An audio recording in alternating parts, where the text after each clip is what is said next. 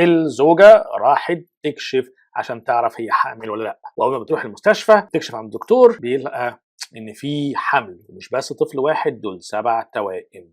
مبروك.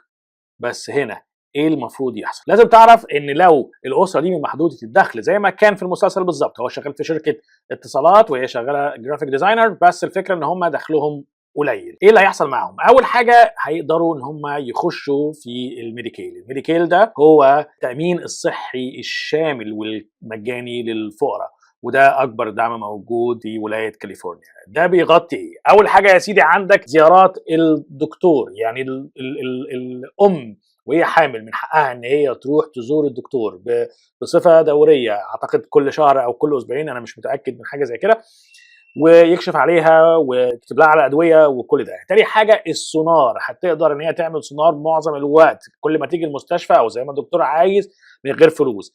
الادويه هتاخد كل الادويه هتكتب لها، ويا اما تستلمها من المستشفى يا اما تستلمها من بول جرينز او الصيدليه، كل الفيتامينات والحاجات اللي هي محتاجاها. الولاده الطبيعيه، الولاده الطبيعيه هنا هتروح المستشفى هتولد طبيعيه. وعلى فكره الناس اللي بيولدوا هنا في امريكا بيحبوا قوي الولاده الطبيعيه، القيصري هنا او سي سكشن هنا مش منتشر قوي. طب لو الولاده قيصريه برضه هتولد قيصريه، التامين الصحي ده هيشيل حتى الولاده القيصريه. الاقامه في المستشفى، في غرفه هتكون موجود فيها الام بعد الولاده في المستشفى مع رعايه كامله من ممرضين ودكاتره وكل حاجه.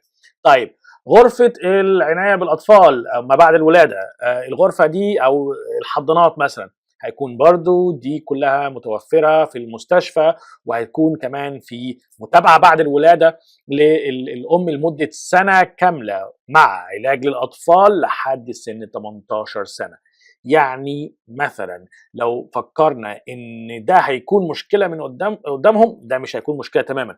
خد بالك ان الولاده هنا والمصاريف دي كلها ممكن توصل ل $100,000 من اول ما عرفت ان هي حامل لحد سنه كامله، او الطفل لما يكون عنده سنه كامله، او ال7 اطفال هنا لما يكون عندهم سنه كامله.